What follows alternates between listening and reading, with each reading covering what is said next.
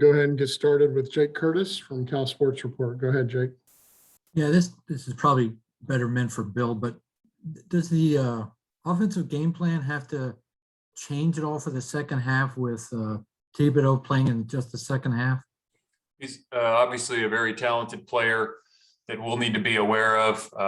We understand the circumstances of when he'll be in, when he'll be, when he won't. But he's a guy that you got to account for. So there's, certain things that can be done to help that. Yep. Okay, Jake, any follow-ups?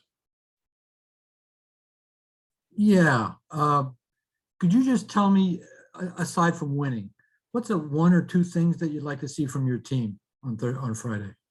I think win the turnover margin be the first thing. And also, we just need to play, play more consistently as a team. We've had stretches on both sides of the ball where we've played well, but I think finding rhythm as a team and playing with more consistency in every phase is what we're all looking to improve upon.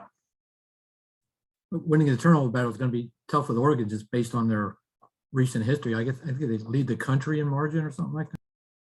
Yeah, they've done a great job, and we need to improve our, improve in taking the ball away and continuing to protect it. So. Mm-hmm. Okay, we'll go to Trace Travers. Go ahead, Trace. Yeah, when the Oregon coaches did their interviews on Sunday, they talked about the targeting rule a little bit. What's your thought on the targeting rule? Should it be this like half suspension as it should be, or should there be levels? I think if they're trying to make the game safer, which we all are for, I think the intent of the player getting called for targeting probably should be taken into account. So you hate to see guys tossed out because of maybe a timing issue of the ball carrier moving. I'm sure there's times to discuss that and what that means for the rules committee. Now is not the time. Those are handled in the offseason. They don't change rules during the season, or I haven't seen that anyway. And on another note, Oregon runs pretty well off the edges of the defense. With that, you'll need guys like Braxton and Marquez to step up this week. How have you evaluated them since Coyne went down? I think they've improved. Braxton is a steady guy. Kind of always know what you're going to get with Brax, and Marquez is come along with more repetitions, just being new to the system. We're going to have to do a great job setting edges of the defense. As you mentioned, they have good speed and have made plays on the perimeter. They're also, will run inside zone, and they run counter, and they run QB design runs. So they got a number of different schemes that you got to be ready for. And it's going to take everybody to play good run defense. The edges of the defense, the interior, the linebackers, safety support, crack replaced by the corners. So it'll take everybody to play good run defense. And on another front, Jeremiah Hunter didn't have any targets when you guys played Washington State. How do you guys want to get him involved more in the offense? Well, I think, that game, we were not in great rhythm offensively, kind of behind the chains more often than we had been prior. And, we want to get him the ball. He's a talented guy, and there's certain things that we do to try and get him the ball. However, sometimes the coverage dictates the ball travels elsewhere. So we'll continue to do that and utilize him and the other guys on the team, do what they do best. And on the offensive front, do you still see your running back stable being maybe 4 deep like it was? Does Chris Street earn his way into more reps this week? Yeah, we'll kind of see how the game goes. To be honest with you, Trace, I think Chris Brooks is looking fresh and strong right now, but all those guys have had their moments. Chris Street had some nice runs.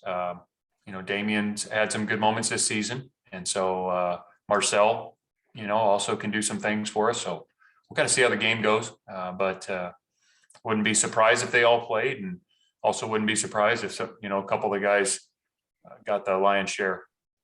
We'll see. Think Okay, either one of you guys with a final question, let me know in the chat. Yeah, go ahead, Trace. Yeah, I just wanted to make sure Jake got in. But is with having the bye week and having the developmental practices, and with what Coach Musgrave told us earlier, some of the younger guys are starting to come along on the offensive line. Do you foresee potentially expanding your O-line rotation from those core 6 guys to maybe a couple more guys at the tackle position? We'll see. I think kind of those 6 guys have been rotating pretty consistently. I think some of those younger guys have shown improvement. We would like to be able to play a few more, but the production and practice and the performance in practice has to warrant that. So I think they're getting closer. And again, sometimes during the game things happen like they did a couple weeks ago, and Braden came in and got some valuable time. But we'll see. I don't know that there's we don't have a preset rotation with that group other than the 6 that we've been playing with. Thank you. It looks like Jake has one more question as well. Go ahead, Jake. Yeah, just wondering any update of availability over the last 2 days in that regard? Yeah. Well, I don't know if there's anybody that's new that we hadn't spoke of.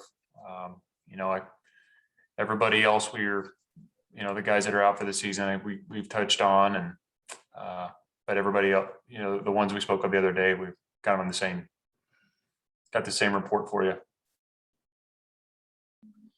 Okay, guys,